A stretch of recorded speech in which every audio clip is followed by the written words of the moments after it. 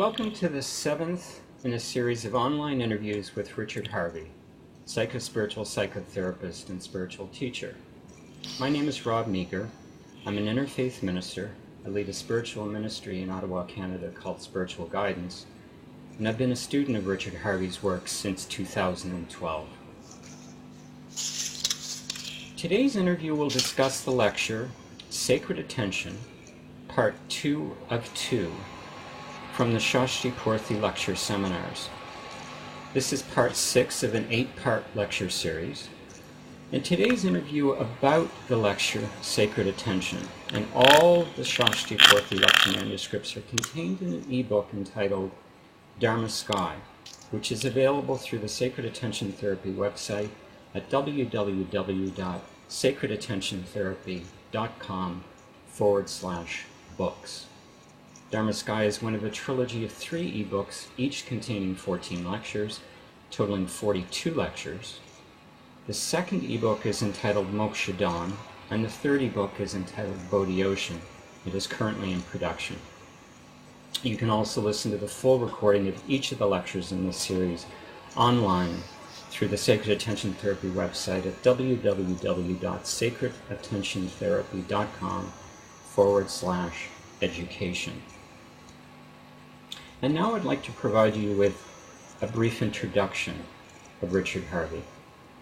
He's a psychospiritual psychotherapist, author, and spiritual teacher. His career spans 37 years working with individuals, couples, groups, and communities. He trained in humanistic and transpersonal psychologies and psychotherapy, studied meditation in India, and trained in Soto Zen. Richard is a prolific and passionate author. He has published more than 200 articles and 4 books: The Book of Being in 1998, Flight of Consciousness in 2002, Tao's Gift in 2005, and his latest book, Your Essential Self, The Inner Journey to Authenticity and Spiritual Enlightenment, was published by Llewellyn Worldwide Limited in 2013. And he is currently working on his forthcoming book entitled Your Sacred Calling. Richard's lifetime of study, work, and experience has culminated in his independent psychospiritual psychotherapy practice from his mountaintop spiritual center, Cortillo Llano de Montarno, on the southern slopes of the Sierra Nevada Mountains in Andalusia, Spain. And from his center, he offers individual therapy and couples counseling in person or via Skype to people all over the world, psychospiritual training and supervision, courses, and retreats. Richard Harvey's work connects personality and spirituality through a middle stage of heart awakening, authenticity, and compassion in his comprehensive model of human development, the 3 stages of awakening. He is the founder of Sacred Attention Therapy, a profound, radical, and fresh approach to sacred spiritual life and to the dilemmas which have arisen from the accelerated development of ego processes in the 21st century. And now it's my pleasure to welcome and invite Richard Harvey to the call.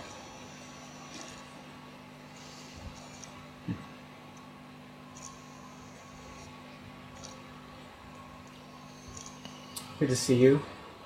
And you. And to be with you. Today's lecture, Sacred Attention, Awakening, Liberation, and Spirituality in the World, this part 2 of the 2-part lecture. You may remember when we did the introduction for the Sashti Poorthi lecture seminars that I shared with you that I felt that this lecture, this 2-part lecture on the Sacred Attention, was more oriented towards the practitioner as opposed to the other 3, each 2 parts were more oriented to the seeker. And I find it comes out more in this lecture, in part 2, that it is more oriented towards the practitioner, and I'm hoping that in this interview that comes out. There's certainly some specific questions I have for you about the lecture that I think will draw that out. But to begin, near the beginning of the lecture, Richard, there's a passage that you share that I'll read to you in a moment, that suggests that if you've gone through all of these things, then you are at the gate of transformation into the second stage of awakening. And just as a very quick review for those who are listening, your body of work, sacred attention therapy, is based on this three-stage model.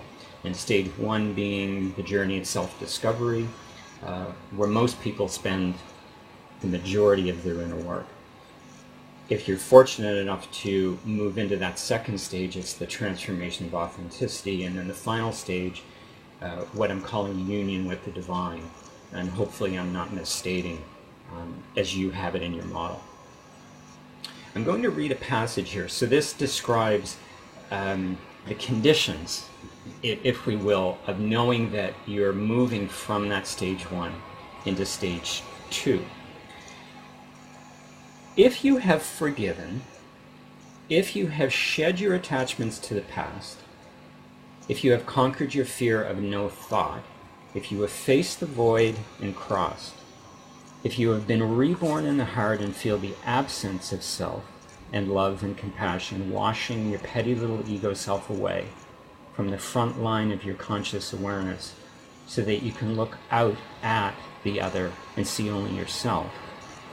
If you are living now firmly in your true nature, feeling your desires lessen every day and your personal ambitions paling, if you feel at last the heart of devotion that leads to fulfillment with very little or nothing to show for it, or to feed your personal pride, if you know that you are dead, and knowing that, you feel more alive, if you are from moment to moment to moment ever present, and at least occasionally falling through the cracks of the fabric of time into the eternal realms where there is peace and tranquility, wisdom and emptiness, grace and bliss, consciousness and only truth, then you are in the second stage of awakening. That's quite a list. if this. So my question is, do all of these conditions have to be met to say one is past the threshold of transformation? Or can one have met most of them and not others, but still have passed the threshold into that second stage of awakening? They must all be met. And I remember now, as you read that list of ifs, I wrote this at a time when several people had suggested to me that they were in the second stage of enlightenment, and a second stage of awakening, and I said to them that because you have to ask, that's enough. That tells us. And I'm afraid it's like that. And so in a way, the list, I think, I recall, because it's so long ago now, but it is, was a way of detailing in some precision, what it means to be there. But, it's utterly obvious. I mean, you're either there or you're not. It's exactly the same. I live here in Spain, and we can see the Sierra Nevada behind us, and Portugal's over there, and France is some way over there, but we can actually see Africa. We're not in Africa. I can see the Mediterranean between us and Africa. I mean, I can be in the Mediterranean in an hour, in the sea, swimming, but I can't be in more than one of these places at the same time. I'm in Spain or I'm in Africa. And if we're not sure we've got the passport system and all this, it is like that. So if you are, one of the things I'd say about the 3 stages of awakening, because it's caught on somewhat, and so people are seeing their growth and development in terms of their distance from the threshold, or distance beyond the threshold of awakening, and then they're liable to get very caught up with all of the details. And I would say to all of them, read the material, understand the material, know what it's all about, then drop it.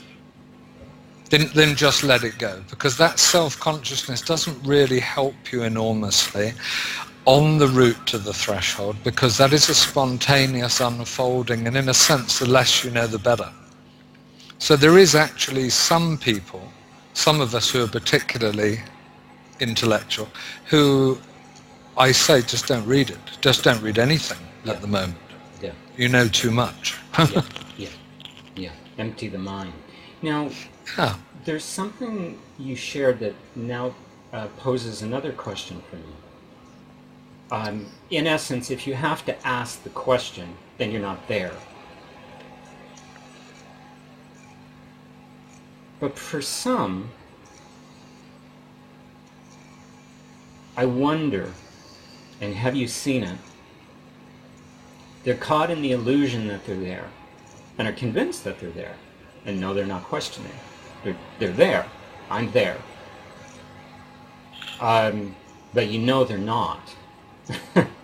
And you know they know they're not.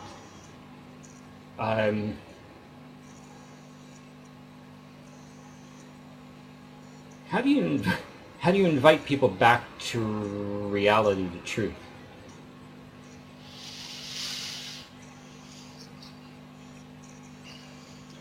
I don't think one beats around the bush very much about it. I mean, the fact is, hardly anybody is there. I mean, you're just very unlikely to meet him in the collective state of humanity at this stage is that, God help us, we need to be in the second stage. You know, let's be there, because there's a lot of detail in the quote from the lecture there, but I mean, essentially, it comes down to one thing, caring. I mean, essentially, that's what it's about. And if we really care, then one of the things we will do is we certainly won't live in countries that are ruled by ignorant people. You know, we won't settle for democracy as we understand it, and we would most definitely not be content to live, breathe, eat and sleep in a place where there's such tremendous cruelty going on, whether it's on our back door or the country next to us or the continent next to us and so on. I mean, we know increasingly from the World Wide Net, from the social media and all the way in which the world is shrinking, all of the atrocities that are going on in wars, politically, interpersonally, in families, with children, with animals, with life itself. You know, all of this matters. All of this we care about because it's all extensions of ourself. It's not over there. It's not some other place. The state of enlightenment and spiritual endeavor itself is not primarily concerned with this world of appearances, but it doesn't mean that there isn't a connective stage, which I call second stage of awakening, in which the personality traverses a period toward the spiritual world itself, that domain, and becomes tremendously concerned with what's happening here amongst people and in the world. So it's very serious, it's very important, it's very timely, it's very acute, and it means a certain position in relationship to what's happening. And that relationship is what I call real relationship. It's not a distancing where you say this other place, this other person, this other thing. You know you're as much the perpetrator as the victim. Your heart embraces both. You know the ignorant world is in you. You've been ignorant, you're still capable of it. You're also tremendously capable of wisdom, beauty and ugliness, saint and devil, all of this. And that is a place you can't mistake. I mean, if you're still filled with the prejudice, if you still have a place which is marginalizing in any way, any forms of appearance of life, you're simply not in the second stage. And so what I will do is I'll just say no. You know, the question's there, so no. You're wondering, so no. You think you can bring yourself across the threshold into this place of enormous compassion? No. You see, it's not like even you are there. So it's a dimensional shift. The person who's worrying about crossing the threshold could be somewhere close to the edge, but they're most certainly not over it. Yeah. Because they have to let go. Yeah. And they have to let go of their conditioning, which means all the psychological stuff of therapy, but they have to let go also of this fundamental sense of self, in the egoic sense of the small self. So there is no worry. You know, there's no one to worry about in that crossing over. You're not crossing over unless you've let go entirely. It's interesting. It reminds me of this. Frankly, I don't know where this story comes from. It's of the Buddhist tradition. The final lesson that the master offers to the students is he brings them to the edge of a precipice. And this abyss is just far enough that the student cannot hop over it. But it's also filled with water. But the legend says that it's water that you sink in. You cannot swim across it either. And so at the end of the training, as the final test, the student comes to the edge of the abyss where the master is sitting and asks the master, "How do I get across?" And the master simply gestures, says no word, but simply gestures with his arm, pointing to go across the abyss. And student after student after student, knowing that somewhere down this abyss there's a crossing point, but they don't know where. Student after student, hearing of the legend of it's too far to hop across and the water can't be swum, they decide to walk down the abyss to this point that no one's ever been able to establish where it is, but they know it exists, that they'll be able to get over. But understand that the path is just on the other side of the abyss, and the students never show back up on the other side. One day a student comes along, "Master, how do I get across the abyss?" And he simply gestures. And the student looks at the water and takes a step and realizes the water is only a couple of inches deep, but looks like it's bottomless, and simply walks across. It's just, for me, a very profound lesson in just letting go of all that we thought, and I think that it's very much a metaphor in some ways for your model of, we have to let go of everything in that first stage of awakening before we can cross the abyss, so to speak, and just continue on with the journey.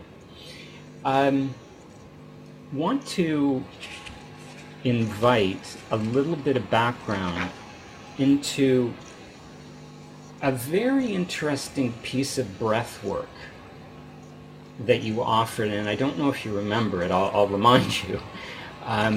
But it was very near the beginning of the lecture, and again, I'm going to read this part to you. It's just a paragraph. It brings into the lecture the attraction of fear. And so there was a question that someone asked: what attracts us to fear? And you offered the importance of this question is the dual nature. Actually, I'm going to correct myself where in the lecture. Here it is again in talking about fear. Another paragraph I'm going to quote. One more point about fear. It's psychologically so similar to excitation in its bodily expression that it can be a helpful exercise to court fear and transform it surprisingly easily into an excited bodily state of arousal. Change the concept, change the experience. The resulting energy after you have transformed fear from negativity to positivity can be used or stored. If it is inappropriate to use it at the time, store it in the body by sitting with a straight back, breathing in deeply down the front line of the body from the nostrils to the perineum. When you have established this frontline breath over several in and out breaths, follow the out breath up the spine to the crown of the head, so creating a circular breath.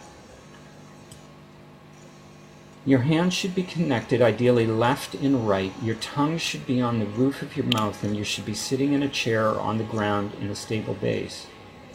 Your head and neck should be straight, in line with your spine, so that your chin is slightly tucked in. Relax your shoulders and your whole body. In this way, you can store and develop your potential for transforming fear into positive energy. Where did you come across that breath work? Oh, I mean, over the years one comes across many things. Some of that is Dogen Zenji from the Soto Zen tradition. Mm-hmm. Some of that is from Adidam. Some of that is from, traditions of breath work from many different sources.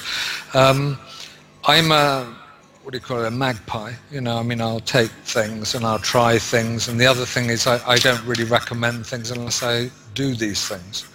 The circular breath, of course, is based on the idea of reciprocity.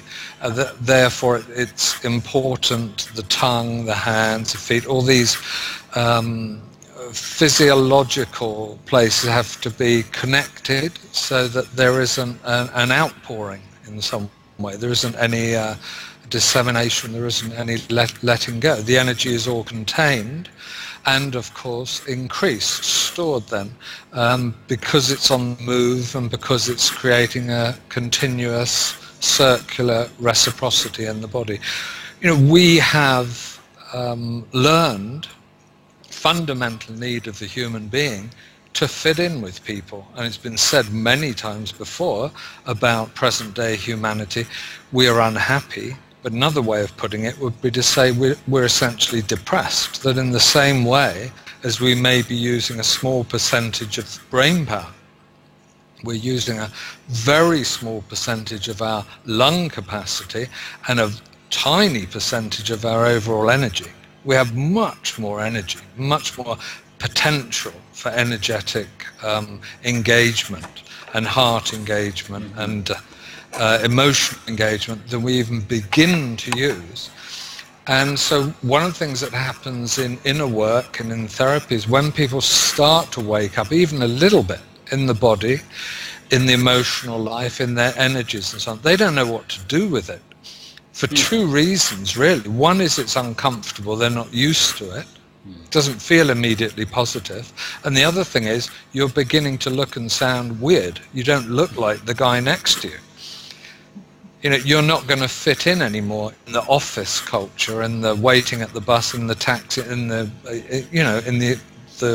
tube train, the underground, whatever you call it, all these places. You might, but not likely. You might fit in, but not likely. It's not likely you're going to fit in if you go around smiling, as I often say, go down into a group of people in some bar, in some cafe or whatever you have there in your neck of the woods, and start to tell a happy story about how well everything is going and see how popular you are.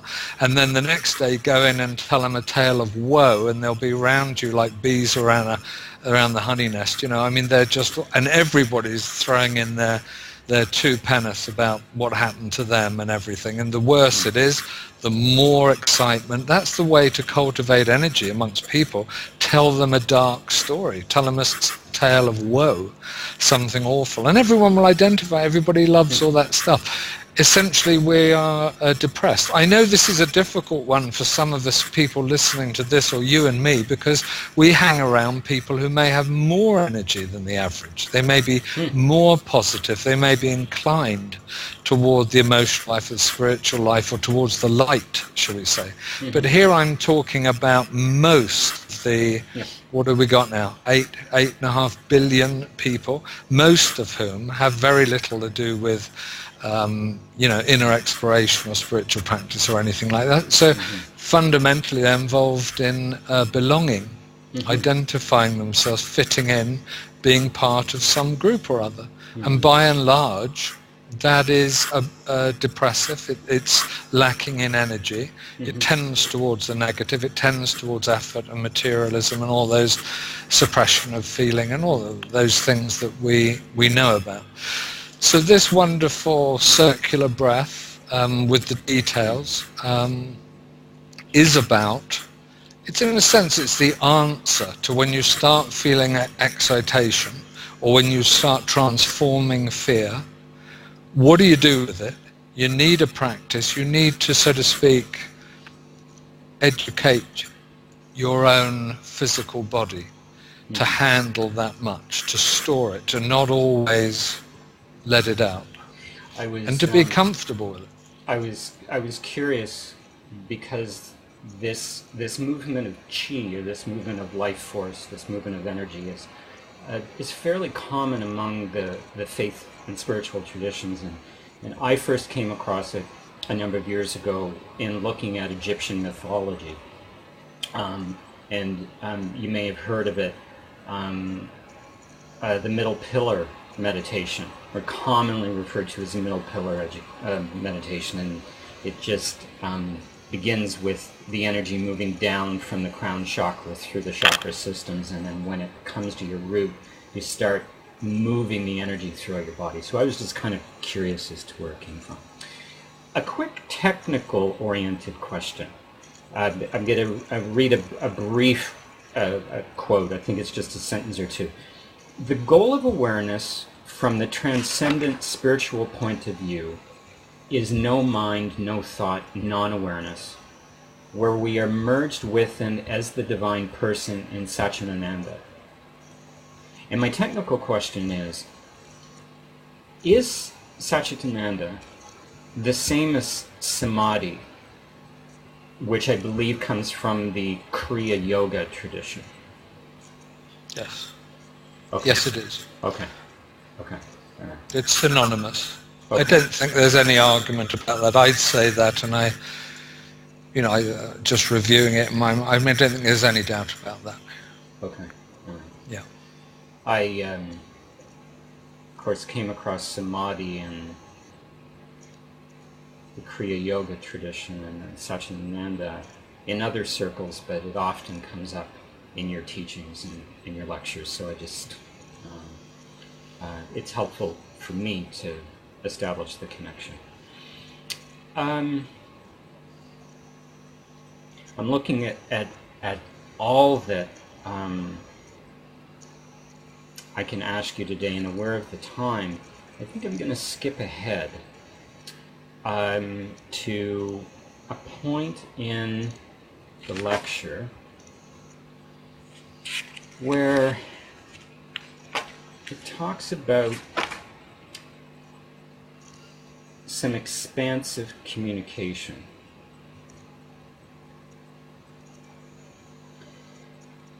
And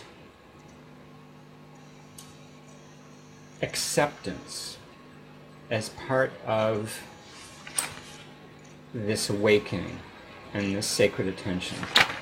And again, I'm just going to read a few sentences here. The next is the slightly complex quality of acceptance. Openness was the previous concept. The next is the slightly complex quality of acceptance. Accepting everything is a sacred practice. It means approaching people, events, relationships, and circumstances openly, but also with an expanded possibility. In a sense, anything might happen, but this does not mean that it is all good or even all right.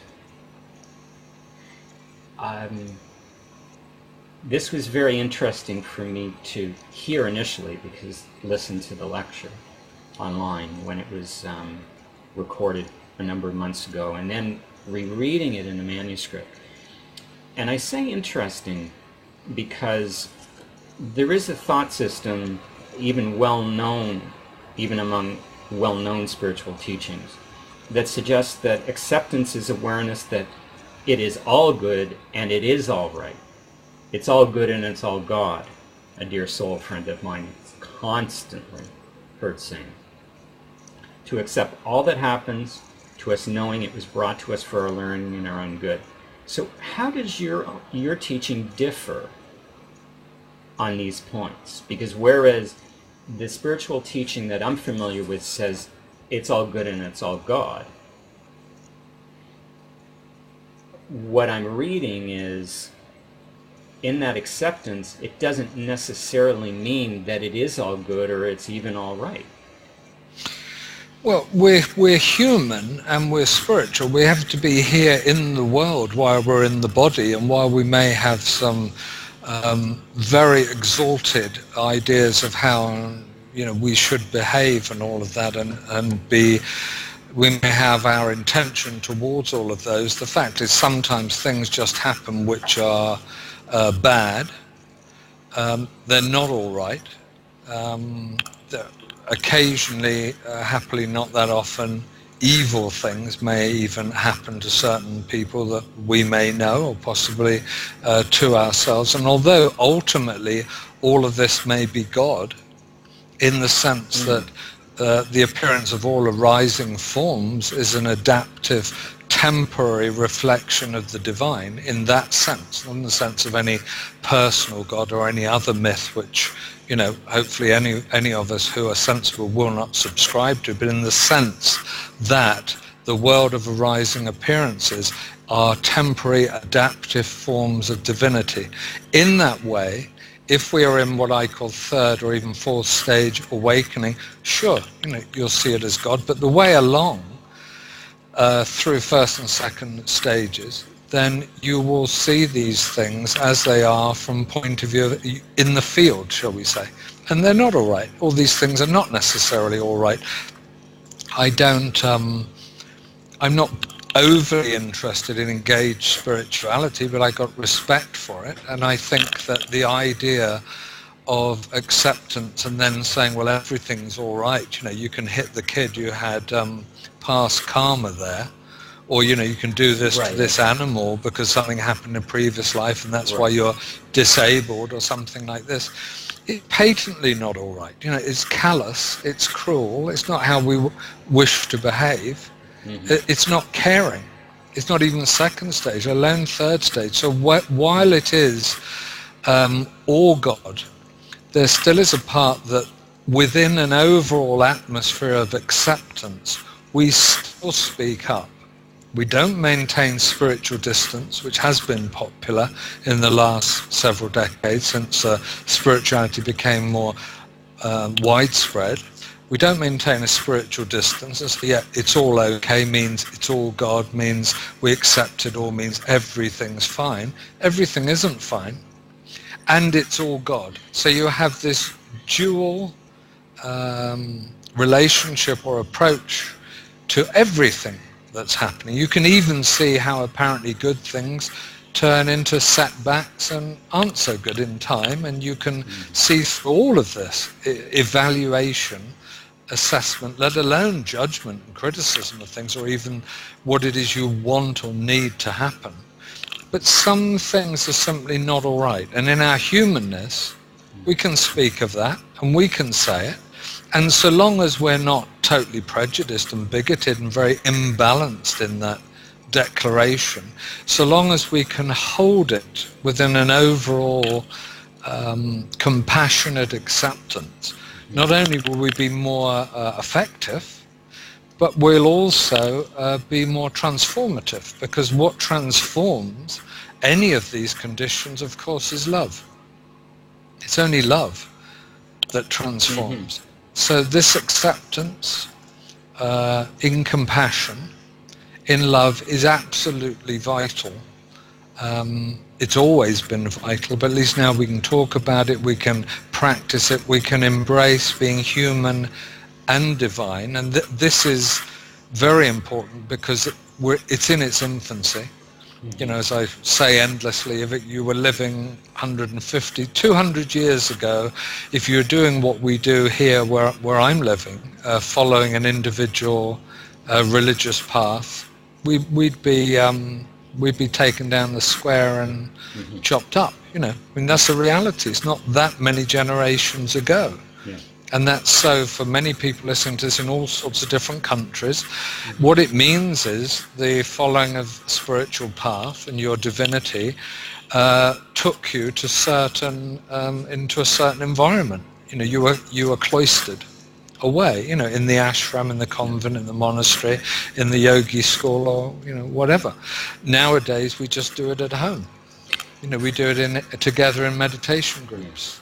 For those listening, the background I think you were referring to when you talked about, if you veered off the path and lived your own faith tradition in the area that you live in, my understanding is it was a devout, and still is, quite a devout Christian following, and certainly was a couple of generations ago, and that being just a little bit of background into the comment you made, that people may not be aware of the area that you live in Andalusia, Spain. Well, where I live was also occupied by the Moors. That's right. Where the Christians were actually persecuted. But where I used to live wasn't so very different in England, Right. where if you were a Catholic, the same thing would happen to you in London or Cornwall. Yeah. One more comment about this idea of it's all God and it's all good before we move on to the last thing I want to touch on today. Because this sentiment of it's all good and it's all good comes up quite often in my own discussion groups. I quite often get challenged with that, because the extremes come up, and you mentioned a couple of examples. So there's a murder, or there's an abortion, a newborn baby only lives a couple of days, or there's other atrocity, there's war, there's mass killings, and to say that I get challenged is the most polite way that I can put it. How do I make sense of this? And I find increasingly my offering is it can't be made sense of because it doesn't make sense. It doesn't make sense because it's not coming from that space that we want it to come from. We want it to be coming from a loving space. We want it to be coming from a compassionate space, and it seems like it's anything but. And so we can't make sense of it because it doesn't make sense. But that's where our faith and our trust comes in, that it's all God and it's all good. I just want to use the time we have left to touch on this very practitioner-centered piece that is very much towards the end of the lecture. And again, I'm going to read a passage here. Everything you feel, think, and do within the practice of sacred attention is experienced within the field of awareness and devotion. You notice how many of us are simply unconscious of our facial expression, nervous movements, changes of seating position, tone of voice, and so on. In sacred attention, we attend to all this and more, all movement and energy at the gross level, the physical, anatomical, physiological level, including respiration, digestion, and circulation. But in sacred attention, we receive and attend also to the etheric and subtle energy, emotional bodies, and learn to hear what they are saying. We listen with our whole body, and further from our etheric energy body too. In this way, we can hear the communications of the unconscious self. Now this brings with it a great responsibility. If you are hearing someone's deep unconscious thought, receiving their emotional energetic forms, what can you do legitimately and morally with it? You may know things that this person does not even know themselves, or at least does not know that they don't want to know. As a therapist, counselor, or healer, you must practice skillful means. As a layperson, there is no less of a deep responsibility. So if you are receptive to these energetic communications, remember you often need only hold the information.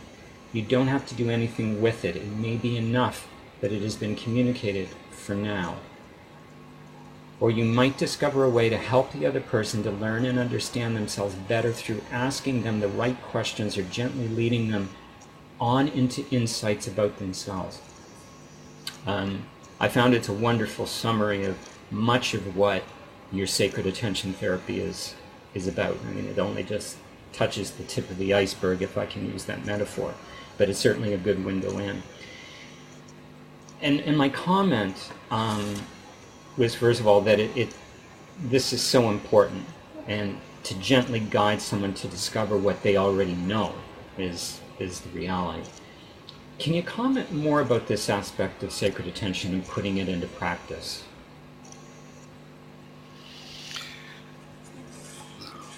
Many things, but the first thing that I think needs saying is this is what the practitioner needs to have done their own inner work is all about, because the description there of listening whole bodily and receiving emotional, etheric, unconscious communication really depends on your receptivity and your not being distracted with your own material, your own inner objects. And I'm sure there's a good metaphor here, but I just can't really think of one. I mean, it really is as clear as being perforated or transparent or empty, really. I mean, emptiness is about receptivity. We all know that you can be some lovely place, can't you? And if you have something that's causing inner turbulence, plaguing you, some anxiety or some rage or some resentment or all of these things, you can be in a beautiful place and you come away and your friend or your partner says, "Isn't that lovely?" and you go, "What?" You weren't present. You didn't, because there was no inner space. You didn't receive the beauty of the outer. Engage with it, and it can happen, whether that's going to see a music concert or going to a lovely place, going out for the day. The emptier you are, then the richer life will be, because you can invite it in. And this, in my experience, my view, is nowhere as apt as it is in what we do, healing, in counselling and therapy. We sit before someone, and when somebody says to us, as they inevitably do, because there's always cynics about therapy and healing, and they say, well, I can talk to my friends, I can talk to my relative, and I can talk to this, that, and the other, and yeah, you certainly can, but try this, because listening from someone who is empty enough to really take you in for 40 minutes is something that will last you for a week or 2 weeks. In fact, you can't work with some people for more than a week at a time, or even 2 weeks at a time, because they can't handle that much listening, that much being received, that much being taken in, because we're just not used to it. We're used to people ho-hum, da-da-da-da, and being distracted and looking away and having thoughts and appearing to be engaged but being mentally absent. And what we can do as practitioners is we can work to set our stuff aside. Even, this is not an ABC thing, by the way. You don't have to do it and then you go out and heal. You do it and you have the intention, and then you get to a point of awareness where you can shunt it here. It's not very far, it's just not in front of your receptors, and you can just put it here. There comes a time when there's nothing much to put here, because you've cleared it up, and that's a different matter. But in the meantime, for most people who are doing therapy and counselling, there is stuff, and this stuff you just shunt it a little bit over here, and you're fully available. And this is a habit you cultivate. And once you've got the swing of it, it just happens. I mean, this isn't that interesting anyway, And now you're engaged in this, the receiving of the other person. And that is such a wonderful, exciting, expansive experience, because you're not just listening, you're not just seeing, tasting, smelling the person, seeing the rise and fall of their breath, or even the pulse of their blood in their body, but you're receiving these extraordinary energetic communications, sometimes, often, which are much more interesting and powerful than anything they're saying. I was talking to a practitioner this morning, and she quite fell apart laughing when I said, sometimes I just don't even listen anymore to what you're saying, because what's actually coming from the unconscious is so powerful and so much more important, and it engages you on so many levels. So this is this thing, and this is having a clear etheric body, energy body, a clear physical body, not being closed in any of your chakras, the entire energy system being open. And for that time you're with somebody, you're devoted to this receptivity into emptiness. You must be empty to be any good at this therapy, counseling, healing thing. Otherwise you're just in the way.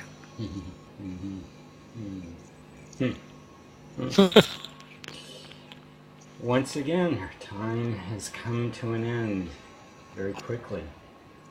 When we come together in 2 weeks, we'll begin the last lecture in this series, the 3 Stages of Awakening, which is a wonderful summary of your model, your 3-stage model of human awakening.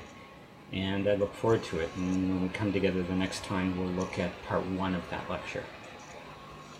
Good. I look forward to it.